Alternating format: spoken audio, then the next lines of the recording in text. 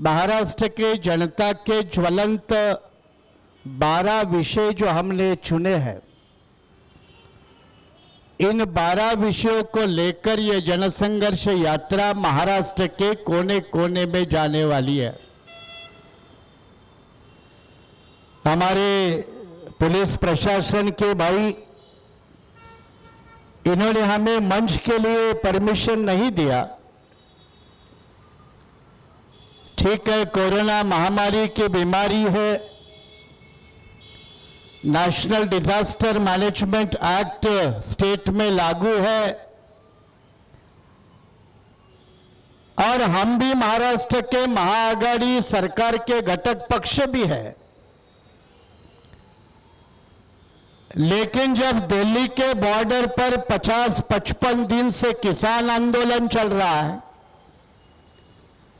तो उसको supreme court भी रोक नहीं पा रहा है।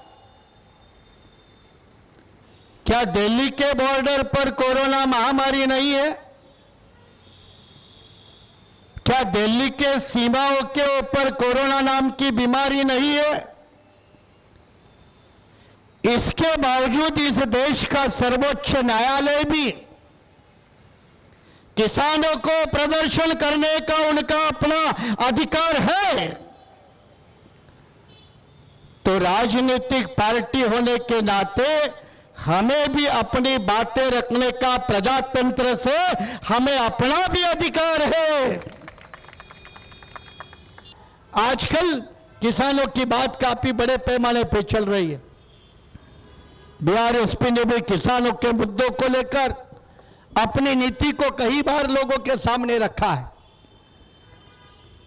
और यह मुद्दा रखते हुए मैंने बार बार साफ किया है कि भाई स्वामीनाथन कमीशन और उसकी रिपोर्ट जो भी हुकूमत में आता है वो कहता है हम स्वामीनाथन कमीशन के सिफारिशी के साथ है।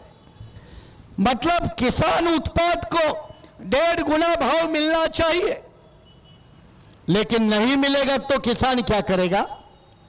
यही सवाल है। और यही सवाल दिल्ली के बॉर्डर पर बैठे हुए किसान मोदी जी को पूछ रहे कि आपने ये कानून लाए, उस कानून के साथ और एक कानून लाते कि मिनिमम सपोर्ट प्राइस, ये गारंटेड हक बनेगा किसान का, उसका अधिकार बनेगा। लेकिन मोदी सरकार ने ऐसा कानून नहीं लाया।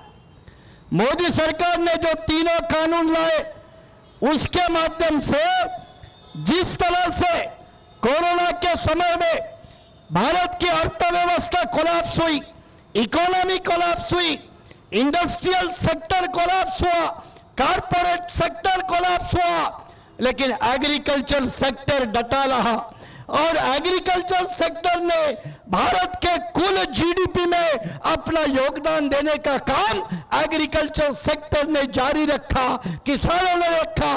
उन किसानों का अभिवादन करना चाहिए, उन किसानों का अभिनंदन करना चाहिए। लेकिन उन किसानों का अभिनंदन करने के बजाय उनको नए कानून बनाकर मौत के घाट तले उतारा जा रहा है।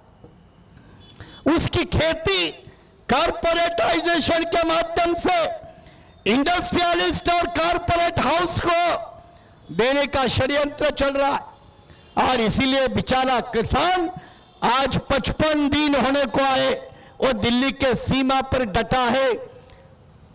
राष्ट्रमाता जिजाऊ के जन्मदिन के ऊपर दिनांक 12 जनवरी को हम लोगों ने महाराष्ट्र और गुजरात के हर जिलाधिकारी के सामने किसान के समर्थन में एक दिन का निदर्शन किया था। आप लोगों ने नागपुर में भी किया था और कलेक्टर के माध्यम से देश के प्रधानमंत्री और देश के राष्ट्रपति इनको निवेदन दिया कि किसान सिर्फ ये कहता है कि तीनों काले कानून वापस लो। किसान यही कहता है कि मिनिमम सपोर्ट प्राइस की गारंटी दे दो। किसान यही कहता है कि किसान के मिनिमम सपोर्ट प्राइस के लिए कानून बनना चाहिए।